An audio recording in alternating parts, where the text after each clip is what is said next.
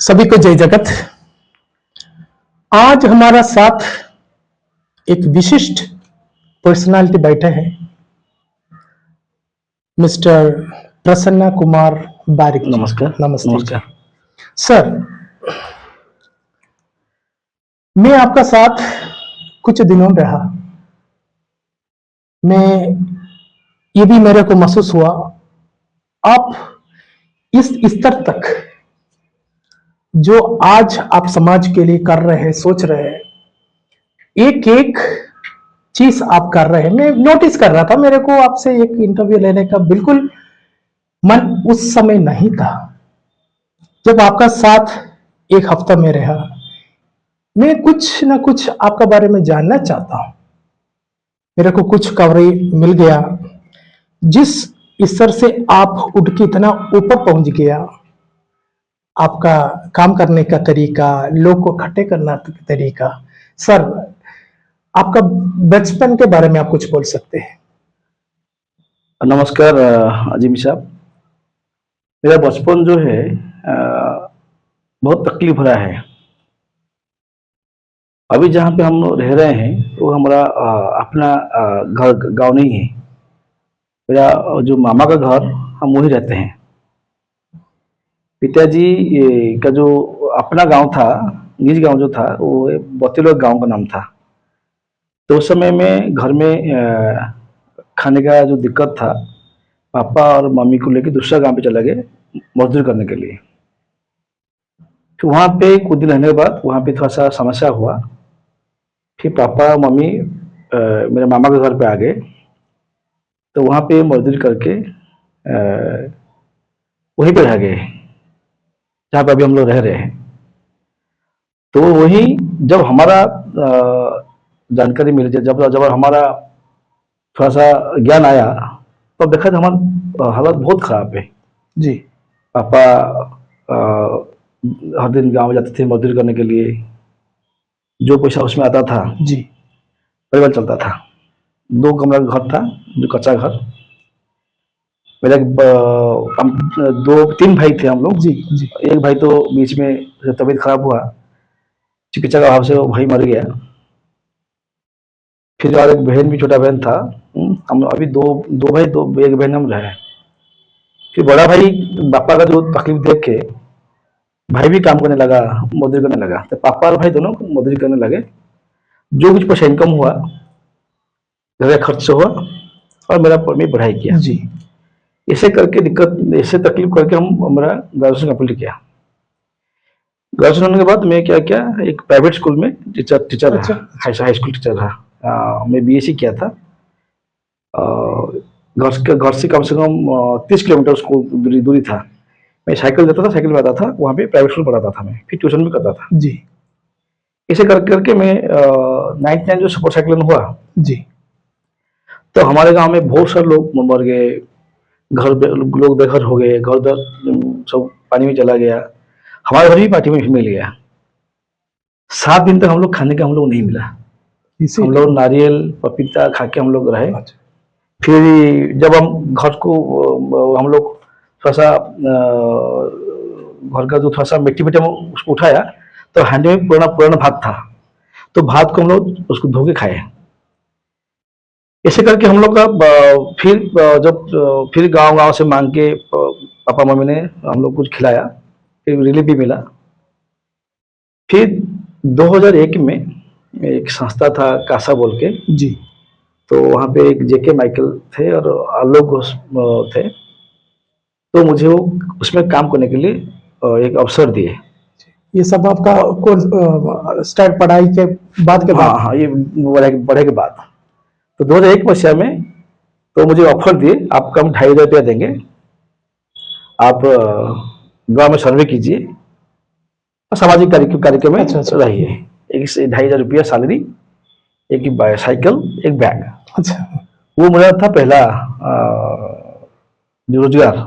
जी, तब से मैं अपना स्कूल छोड़ के फिर उसी में मैं आ गया, सामाजिक काम में आ गया। सामाजिक काम में 2001 में सामाजिक काम में आ गया।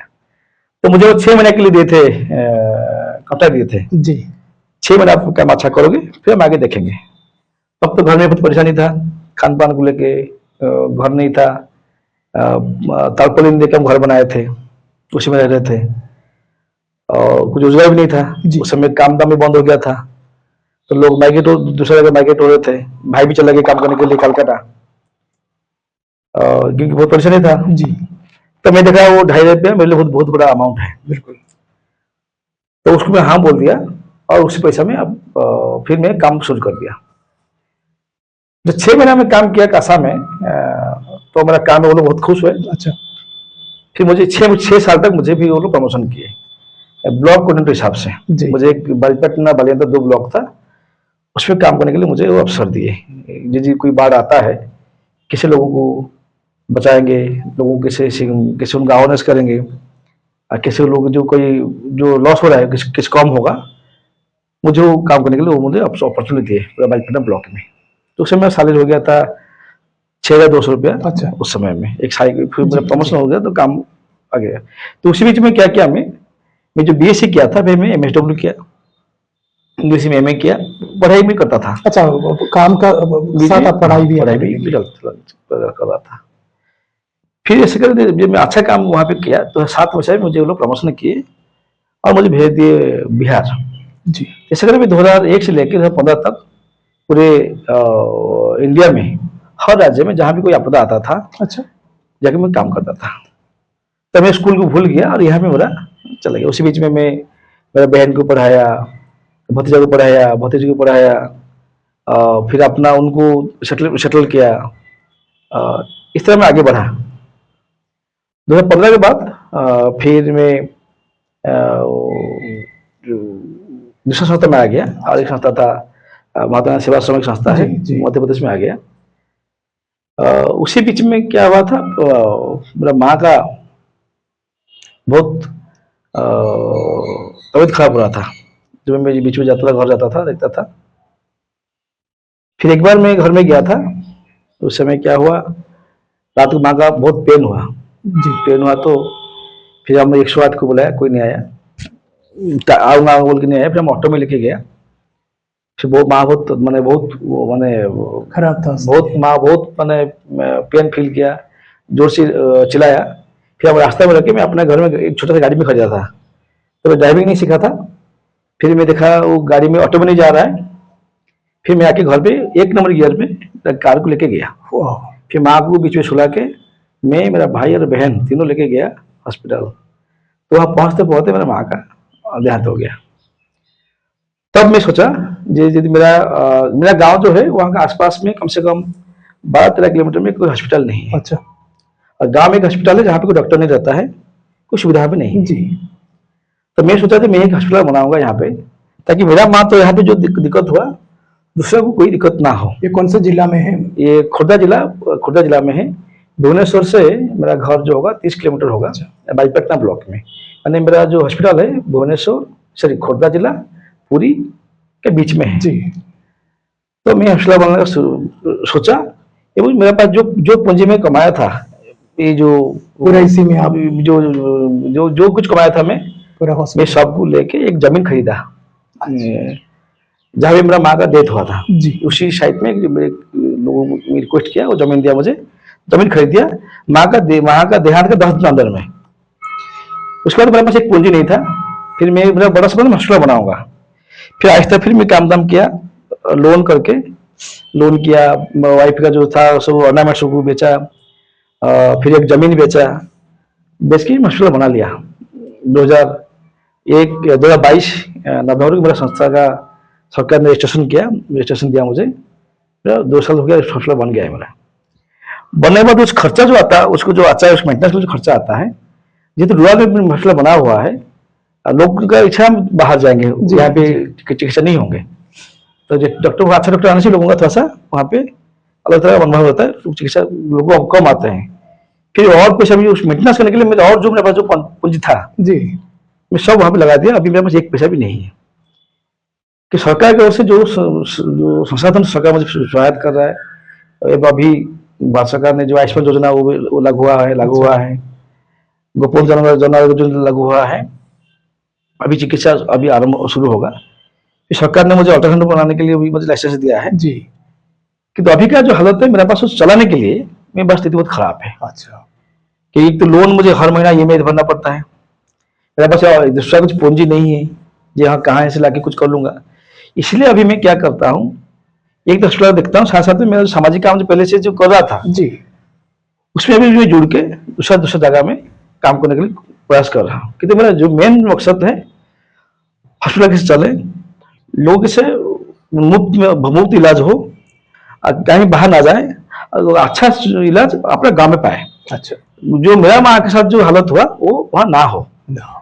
वो सोच के मैं हॉस्पिटल बनाया हूँ। देखते हैं अभी मेरा नसीब में क्या होता है। जो था मेरे पास संसाधन अपना 25 साल कैरियर में, मैं सब कुछ वहां दाव पे लगा दिया हूँ। एक तो मेरे पास कुछ नहीं था, यहाँ तक मैं आया। अभी मेरे पास वही जीरो जीरो स्थिति है जैसे मैं पहले 25 साल पहले था। देखते हैं आगे क्या होता है। आप लोगों का दुआ, आप लोगों का आशीर्वाद से लेकर हम कैसे आगे जाते हैं तो भगवान जानते हैं।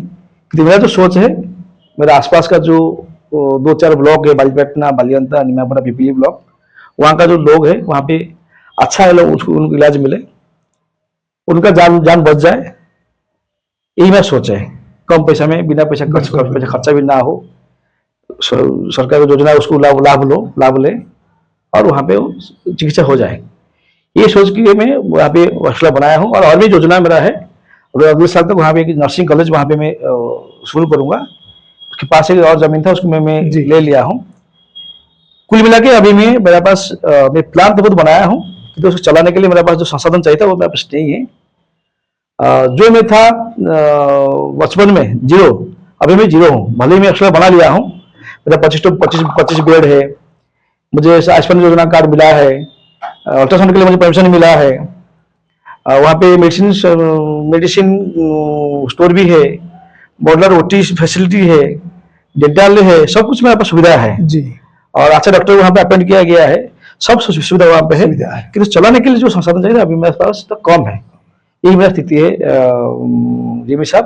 दूसरा बात आप जो बोले जी, हम जो कभी काम बाहर मिले लोगों से जो जुड़ा है, जुड़ा इसलिए है हमारा कोई स्वार्थ नहीं रहता है।